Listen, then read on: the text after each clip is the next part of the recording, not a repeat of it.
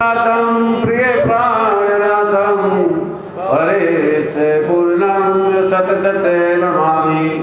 ब्रह्म प्रियाय जागनाय जाता सर्वस्व पाता भव सिंधु दाता विज्ञान दाता धर्म दाता दीने के बंधु शरणं प्रपद्ये दीने के बंधु शरणं प्रपद्ये। बंधु सद्गुरु चरण को करू सो प्रेम प्रणाम असवारण मंगल करण धनि देव चंद्र जी नाम। श्री प्राणनाथ निज मूलपति श्री महराज सुनाम तेज कुंवर श्यामा जुगल को पल पल करूं प्रणाम पल पल करूं प्रणाम। बोलो श्री प्राणनाथ धाम के धनी की जय। भैया एसी चालू कर दो वहां से सब खटकों से, वो सब बंद कर दिए। फिर भैया चालू तो कर दो केसी सब, वहां भी बंद कर, सब बंद। अरे लाइट बंद है सबकी, रिमोट से नहीं होना, बस सामने वो स्विच लगे वो चालू कर दो। यहाँ के भी कर दो सब, हाँ नीचे कर दो सब, ऊपर कर दो, ऐसा ही यहाँ भी कर दो।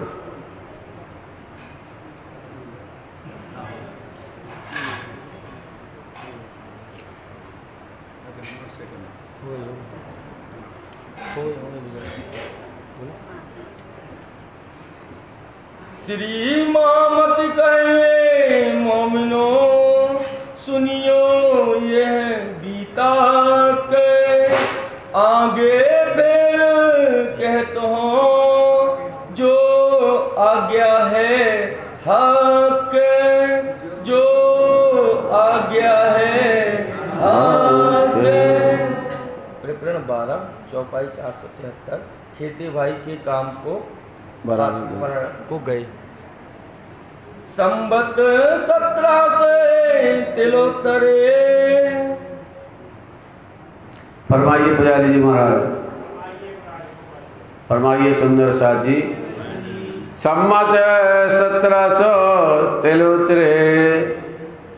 अब हादी स्वामी श्री प्राणनाथ जी के सानिध्य में रहने वाले स्वामी श्री लालदास जी महाराज जी के हुक्म से ये वचन सुंदर साथ जी को संबोधित करते हुए लीला जाहिर कर रहे हैं। इंद्रावती जी की कसौटी हो गई, उन्होंने अपने मन बुद्धि चित्त को निर्मल कर लिया, अपने अवगुणों को निकाल कर पाक पवित्र करके निर्मल करके परम धाम का सुख लेने आनंद लेने लगे।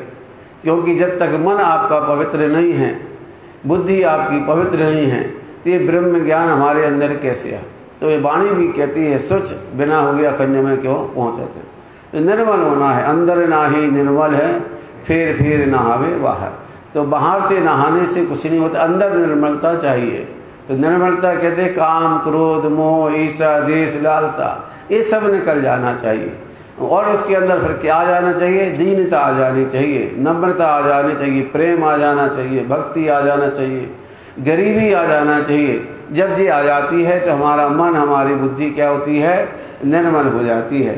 इस तरह इंद्रावती जी ने ये सब किया। और धनी जी से जो अंदर शंका थी कि मैं परम धाम क्यों नहीं देख रही हूँ, तुम परम धाम देखते हो, तो हमारे मन की इच्छा को पूर्ण कर दिए। तो धनी देव चंद जी ने बता दिया कि अभी सिर्फ हुक्म आदेश एक जगह का है, अभी लीला सिर्फ एक तन से होने वाली है। जब दूसरे तन से लीला होगी तो लीला तुम्हारे अंदर आ जाएगी। अगर आपको ज़्यादा ही जल्दी लीला को ऐसा करो, मुझे उठाकर इस स्थान से आप बैठ जाओ तो आपको दिखाई देने लगेगी, ऐसा ना कर दो। मतलब कहते कि इस संसार से हमें अलग कर दो, इस संसार से जुदा कर दो, हम आपके अंदर बैठ जाएंगे, आप लीला करना। क्योंकि पहले से वहाँ लिखा था कि 2 जामे से लीला होने रू अल्लाह 2 जामे पहन सी। तो कुरान में पहले कह दिया था। तो पहला जामा कौन है, श्यामा जी का है। तो हरा उल्ला सफ़ेद गुदड़ी ऐसे करके कहा गया है। तो हरा अल्लाह धनीदेव चंद जी महाराज हैं और सफ़ेद गुदड़ी क्या है, स्वामी श्री प्राणनाथ जी इंद्रावती जी हैं। हरा का मतलब ऊपर से कुछ और दिखता है, अंदर का ज्ञान कुछ और दिखता है। तो हाँ धनीदेव चंद जी के साथ में यहाँ ऐसा ही हो रहा था कि ऊपर की जो लीला थी तो वो तो सब देख रहे थे, लेकिन अंदर कौन बैठे हैं, कौन लीला कर रहा है, इसको किसी को पहचान नहीं थी। जैसे मेहंदी होती है, ऊपर से तो हरी दिखती है, जब तक उसको लगाओगे नहीं तो आपको उसका लाल रंग आपको दिखाई देगा नहीं। अगर पूछो मेहंदी का कलर कैसा है तो सब लोग कहेंगे हरा ही होता है, वो ऊपर से दिखता है। लेकिन अगर वास्तविक देखे तो उसका रंग लाल ही है, उसका रंग, उसका स्वभाव लाल रंग करना है। जब हाथ में लगाओ कहीं लगो तो लाल रंग की वो हो जाती है। तो यहाँ धनीदेव चंद जी का वैसा ही ज्ञान है कि ऊपर से तो आड़ी का लीला कर रहे हैं, पहचान करा रहे हैं, तरह तरह की ब्रज की लीला, रास की लीला, करी परमधाम की बात करते हैं, लेकिन अंदर कौन बैठा है किसी को पहचान नहीं है कि बैठे ही कौन है। क्योंकि श्याम जी के मंदिर में कौन बैठ गए थे? राज्य उनके अंदर जाके बैठ गए थे, लीला कर रहे थे। ये यहाँ इंद्रावती जी को अब समझ में नहीं आ रहा कि अंदर कौन है, कौन लीला, वो चाहे कि सदगुरु ही लीला कर रहे हैं।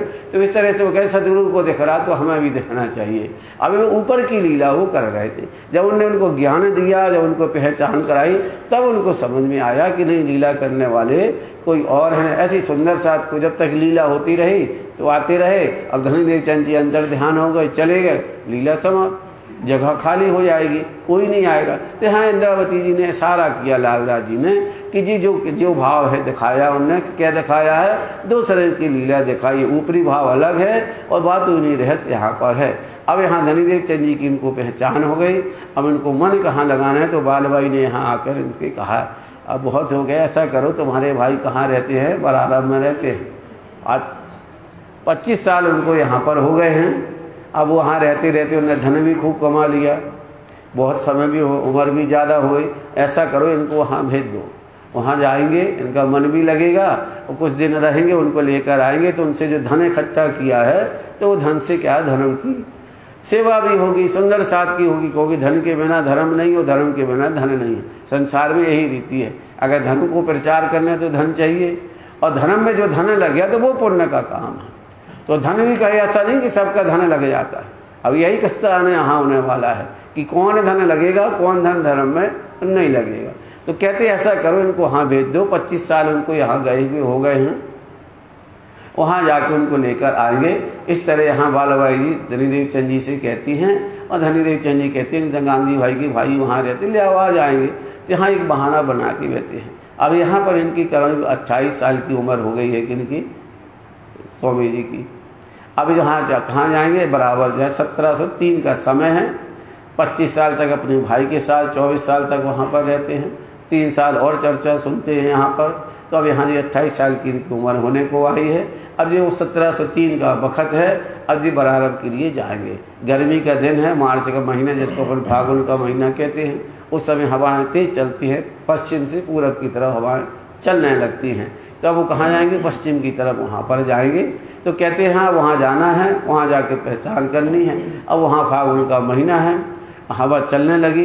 अब धनीदेव चंद जी ने इनको आदेश दिया कि जाओ, बरारब में हमारे भाई रहते उनको लेके आओ। हुक्म हुआ श्री राज को हुक्म हुआ कि जाओ वहाँ पर लेकर आओ उनको। गांधी भाई के काम को पता नहीं, गांधी भाई के जो भाई वहाँ खेता भाई रहते हैं उनको यहाँ हिंदुस्तान से गए 25 बरस हो गए हैं। जाओ उनको आप लेकर आओ। तुम जाओ श्री महाराज, हे महाराज तुम जाओ उनको समझाकर यहाँ पर लेकर आओ। खेता भाई गांधी भाई के जो भाई हैं खेता भाई वहाँ रहते हैं, गया है बरारब में रहते हैं।